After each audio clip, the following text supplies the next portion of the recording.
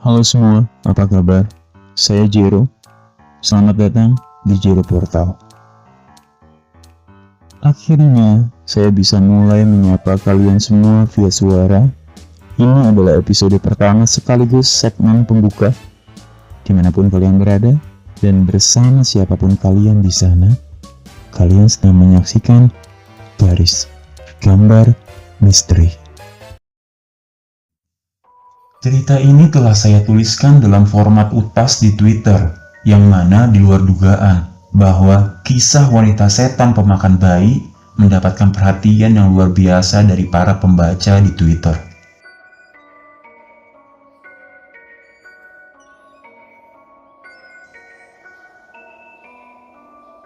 Peristiwa ini terjadi antara kurun waktu 1994 sampai 1997 di sebuah desa di ketinggian Jawa Barat yang mengalami teror wanita setan pemakan bayi. Sosoknya begitu melegenda dan hingga saat ini dia diyakini masih ada. Cerita bermula ketika salah satu rumah sakit mengalami fenomena meningkatnya angka kematian bayi dan kehilangan ari-ari atau bali. Jejak bekas darah tercecer ditemukan di beberapa titik rumah sakit yang bermuara pada satu kamar mes milik salah satu suster bernama Yati. Karena ketidakwajaran tersebut, pihak rumah sakit melakukan penyelidikan. Dari sinilah semua dimulai.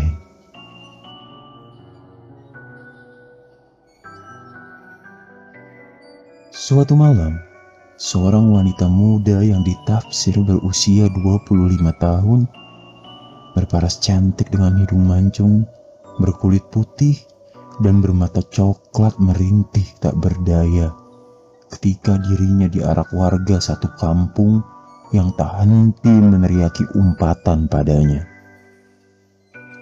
"Dasar wanita setan! Kembalikan anak kami!" Badannya dililit tambang, diikat erat, lalu ujung talinya diberi penyangga kayu untuk menarik wanita itu layaknya binatang. Seolah tak ada yang mau atau berani menyentuh langsung wanita itu. Dirinya hanya bisa merintih menangis, berdiri dengan kaki tanpa alas. Sepanjang jalan, para warga tak henti menghakiminya dengan umpatan emosional. Tangisan amarah, dendam, juga tak jarang rotan dan batu melayang menimpuki tubuh wanita itu.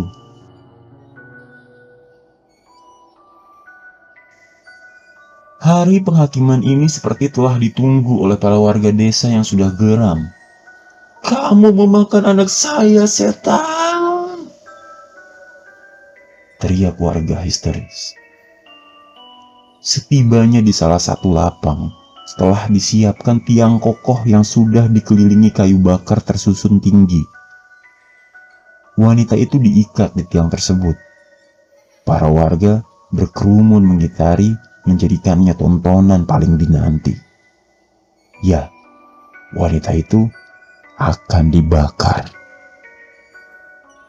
Di situasi tersebut, wanita itu masih tak berkata barang sepatah kata. Memberontak pun tidak.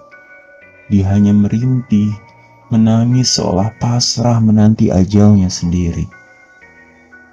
Di garis lurus di hadapannya berdiri seorang pak tua berpakaian hitam, berjanggut putih panjang memegang obor sembari menatap wanita itu.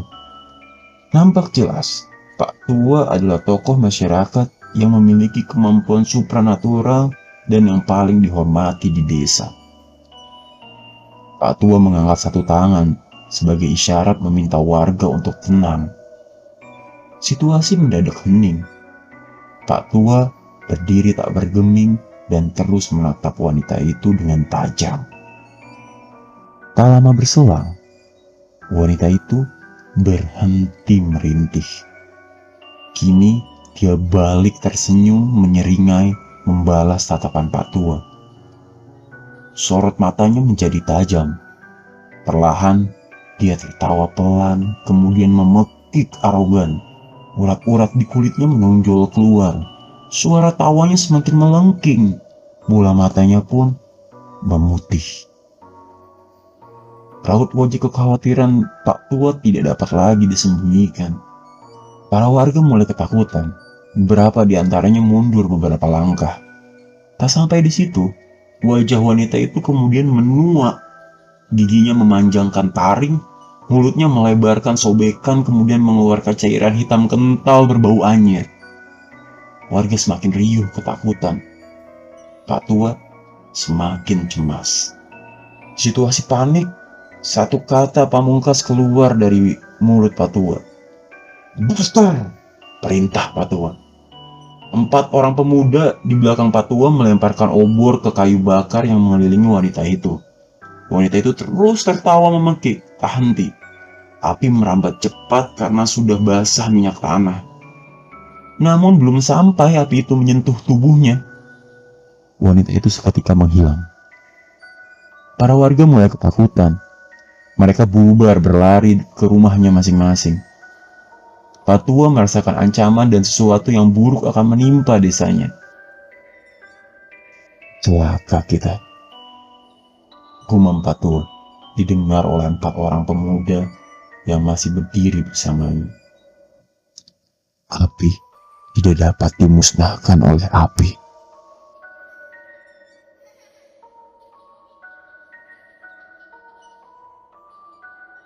Cicak-cicak di dinding, diam-diam merayap. Lahir seorang anak, hap, lalu ku bunuh. Pada zaman itu, kebanyakan orang lebih memilih melahirkan ke dukun beranak dibanding ke rumah sakit. Karena biaya persalinan di rumah sakit jauh lebih mahal dan juga faktor jarak dari desa ke rumah sakit besar yang cukup jauh.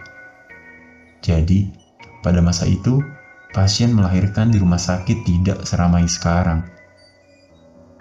Di salah satu lantai, di rumah sakit terbesar atau bahkan juga bisa dibilang tertua di wilayah tersebut, disibukkan oleh kehadiran pasien gawat darurat yang harus melahirkan secara operasi karena posisi bayinya melintang atau sungsang. Pasien terus-menerus meraung kesakitan. Bagaimana tidak? Sejak pagi dia masuk sampai lepas waktu maghrib masih belum juga mendapatkan instruksi operasi atau tindakan medis apapun dari dokter. Beruntung, Siti, salah seorang perawat yang bertugas, cukup sabar dan telaten dalam merawat pasien. Dia dibantu oleh rekan perawat lainnya yang bernama Yati. Berbeda dengan Siti yang aktif, Yati merupakan sosok yang pendiam. Bila tidak bertugas merawat, dia lebih memilih menyendiri. Bahkan, Yati jarang berbicara jika tidak ditanya lebih dulu. Parasnya yang cantik seringkali menjadikan Yati pusat perhatian dan sering digoda oleh rekan kerja lainnya, termasuk satpam dan petugas rumah sakit lain. Kala itu, pasien mengeluh tidak kuat.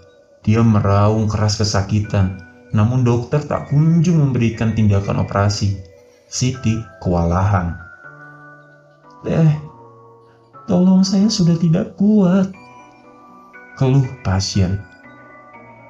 "Mohon sabar ya Bu, kita tunggu dokter. Ibu berbaring miring ke kiri," arah Siti. Kini pasien tersebut berbaring menghadap Yati yang berdiri di sisi kiri. "Yat, kamu jaga ibu dulu ya. Aku konsul ke dokter jaga di depan," ujar Siti. Yati hanya menjawab dengan mengangguk. "Sus, tolong, sakit, saya nggak kuat," Keluh pasien itu pada satu-satunya suster di hadapannya. Yati hanya menatap perut pasien tanpa menjawab sepatah kata. Sus, tolong dong, masa diem aja sih? Protes pasien kesal dengan respon Yati. Yati masih tak bergeming. Pasien itu terus meraung-raung kesakitan. Cicak, cicak di dinding, diam-diam merayap. Lahir seorang anak.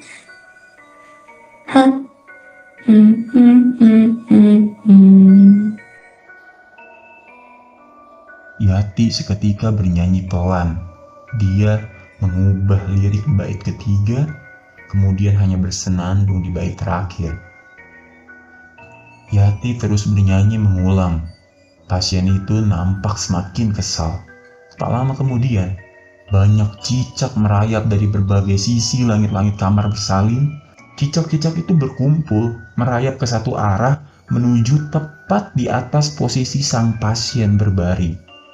Lalu, Cicak, cicak, sus, tolong, ini banyak cicak.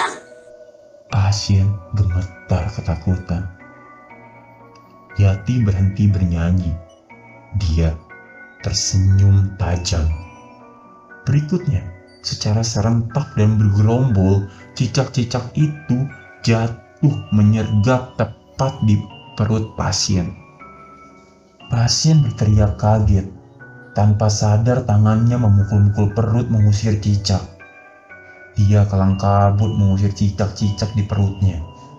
Gerakan tubuhnya tak terkontrol. Yati hanya menyaksikan sembari tertawa kecil. Cicak, cicak tolong! Teriakan pasien itu terdengar keras sampai keluar ruangan. Siti datang menghampiri. Bu, ibu kenapa? Tanya Siti. Cicak sus, ini cicak di... Jawaban pasien itu terpotong begitu melihat sudah tidak ada cicak di perutnya. Tadi di perut saya ada cicak sus, banyak. Terang pasien yang kemudian merasakan nyeri tak tertahankan di perutnya. Siti memeriksa. Pembukaannya sudah lengkap. Kepala bayi sudah terlihat. Sontak Siti memanggil rekan perawat lainnya untuk membantu. Karena di luar dugaan, pasien dapat melahirkan secara spontan atau normal. Yati yang berdiri agak jauh dari pasien mengerjapkan mata seolah habis tersadar dari mimpi. Satu tangannya menutup mulut dan hidungnya, lalu dia berjalan dengan tergesa.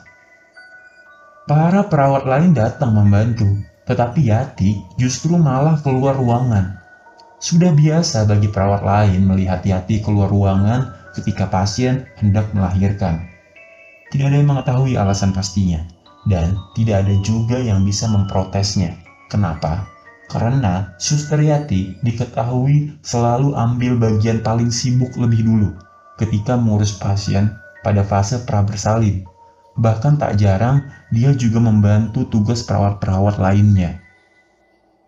Tak begitu lama, persalinan pasien berlangsung lancar. Anak laki-laki dilahirkan normal dan selamat. Ari-ari atau bali bayi pun diputus dan dipisahkan. Siti membawa bayi itu keluar ruangan untuk dibersihkan. Dia memasuki ruangan memandikan bayi seorang diri. Siti mengambil tugas membersihkan bayi, sementara perawat lain meneruskan penanganan pasien atau menjahit. Bayi yang semula menangis keras, tiba-tiba berhenti menangis. Siti mencium aroma melati. Mulanya dia mencoba menghiraukan, akan tetapi darahnya langsung berdesir ketika lama-lama wangi itu berubah menjadi bau semerbak kemenyan. Bulu roma Siti meremang. Dalam hati dia merapalkan ayat-ayat doa. Bayi itu menangis lagi, lalu terdengar suara perempuan bergumam melantunkan nada lagu Cicak di Dinding dengan suara mendayu.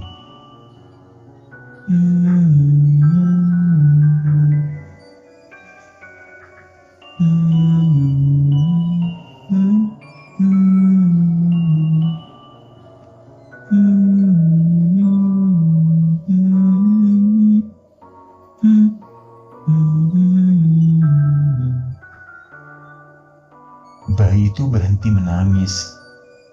Seolah dia mendengarkan suara senandung lagu cicak di dinding dengan lantunan tempo lambat tersebut.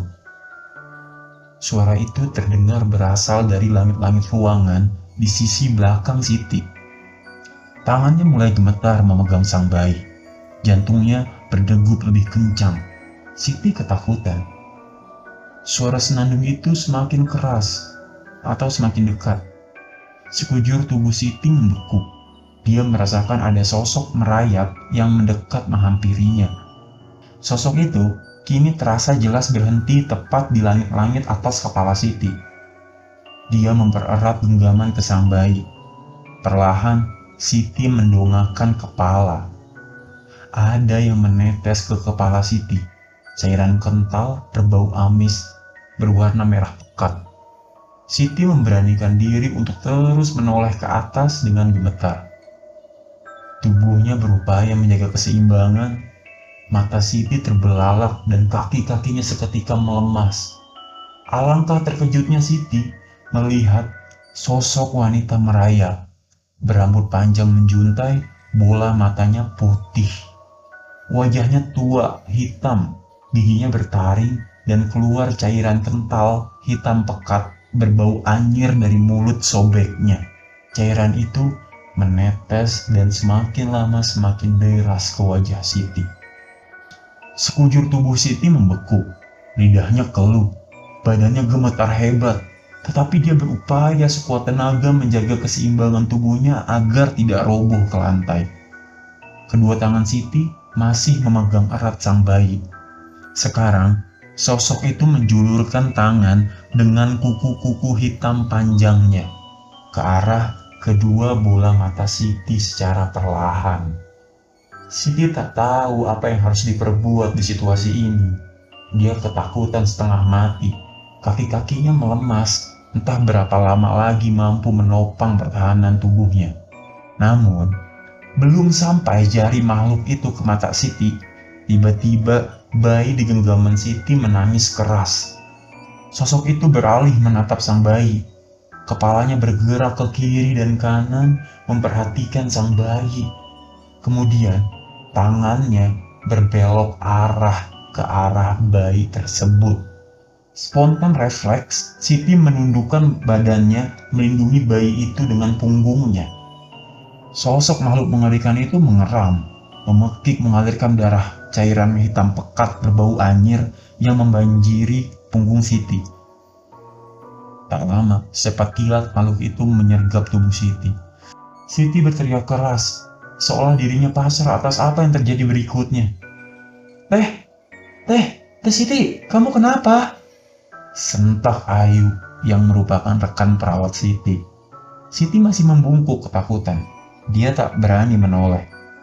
Oh alah, ini cuma cicak jatuh di punggung teteh, ujar Ayu santai sembari mengusir satu cicak di punggung Siti. Cicak itu melompat entah kemana. Siti tersadar. Dia menoleh ke belakang dan benar, ada Ayu di dekatnya. Siti masih tak percaya dengan apa yang baru saja terjadi padanya. Dia menarik napas panjang, mencoba mengambil alih tenang. Kamu kenapa tadi teh? Takut cicak? Ayu menyeringai tertawa kecil. Alih-alih bercerita banyak pada Ayu, Siti hanya membalas, Enggak apa-apa. Tangannya masih gemetar, tapi dia berupaya tenang, kemudian melanjutkan aktivitasnya membersihkan bayi. Siti memeriksa tubuh sang bayi di depan, belakang, kepala, kaki untuk memastikan kondisinya baik-baik saja. Tak ada yang aneh pada tubuh bayi. Dirinya mulai berpikir mungkin saja tadi hanya halusinasi. Meski begitu, dia pun masih tidak yakin karena peristiwa tadi terasa benar-benar nyata sampai membuatnya keringat dingin sampai sekarang. Siti mempercepat pekerjaannya membersihkan bayi, lalu menyerahkan bayi tersebut ke poli anak unit pasca melahirkan. Setelah itu, Siti kembali ke ruang bersalin. Tampak di sana, dia mendengar rekannya sedang berdebat di meja jaga depan ruangan. Tadi kamu Tias yang minta ari-ari bayinya. Katanya biar kamu sendiri yang urus. Kok sekarang malah tanya lagi ke aku? Gimana sih? Tegas salah seorang perawat ke rekan perawat lainnya. Teh, Aku gak ngerasa nerima. Aku aja baru selesai jahit pasien. Tanya aja Ayu kalau gak percaya. Balas Tias, perawat yang tak terima disalahkan. Rupanya mereka memperdebatkan ari-ari bayi yang hilang. Mendadak perasaan Siti menjadi tidak enak. Dia menghampiri rekannya. Sudah, jangan ribut. Tias, tolong kamu laporan ke poli dan sekalian ke bagian rekam medis. Soal ari-ari yang gak ada, biar nanti mereka aja yang menentukan tindakan penyampaian ke keluarga pasien. Ujar Siti menengahi. Perasaannya tidak enak. Dia merasa ada tidak beres dari rangkaian kejadian hari ini. Tak selang berapa lama, berita duka datang dari dokter poli anak yang menyatakan bahwa bayi yang baru saja lahir tadi mengalami penurunan oksigen drastis yang membuat kondisinya mendadak drop, kemudian tidak dapat diselamatkan. Ya, bayi tadi meninggal dunia. Siti lemas. Entah mengapa dirinya merasa bersalah. Dia terbayang-bayang oleh peristiwa mengerikan yang baru saja dialaminya. Sekarang dia yakin bahwa hal yang tadi dialaminya bukan halusinasi, melainkan benar-benar nyata. Keluarga pasien pun menangis histeris. Sang ibu juga merasa bersalah karena berpikir bahwa ini penyebab dari dirinya yang tak bisa kontrol ketakutannya sendiri terhadap cicak-cicak sampai memukul-mukul perut. Situasi mendadak pilu, mereka berduka. Dari kejauhan, Yati nampak berjalan perlahan menghampiri. Yati masih diam dan tenang seperti biasanya. Ibu pasien itu diantar Siti dengan kursi roda ke kamar rawat inap. Mereka berpapasan. Ibu pasien hanya menatap tajam Yati tanpa berkata apapun. Setibanya di kamar rawat, sang pasien bercerita pada Siti tentang peristiwa aneh yang dialaminya di kamar bersalin ketika hanya berdua bersama Suster Yati. Menurut keterangan Suster Siti sebagai narasumber, dia mengatakan bahwa sejak peristiwa itu, makhluk bengis itu semakin intens meneror. Hampir seluruh perawat di poli kandungan mengalami teror serupa. Lagu cicak di dinding menjelma menjadi teror lagu yang sangat mengerikan. Lagu anak itu telah berubah menjadi lagu ancaman bagi mereka. Tak hanya perawat, satpam, dan karyawan rumah sakit lainnya juga kerap diganggu kala dinas malam. Wujudnya yang mengerikan, gerakannya merambat dan merayap serta berpakaian suster lusuh membuat dia dijuluki hantu suster rayap oleh warga rumah sakit. Hal tersebut membuat banyak karyawan rumah sakit yang berujung pada mengundurkan diri dari pekerjaannya karena merasa ketakutan dan tidak kuat. Sejak penyelidikan dilakukan, angka kematian bayi dan kehilangan ari-ari tidak sesering sebelumnya. Bahkan bisa dibilang nyaris tidak ada. Entah apa yang mendasari, namun sejak saat itu, teror justru berpindah ke salah satu desa yang jaraknya tak jauh dari lokasi rumah sakit tersebut.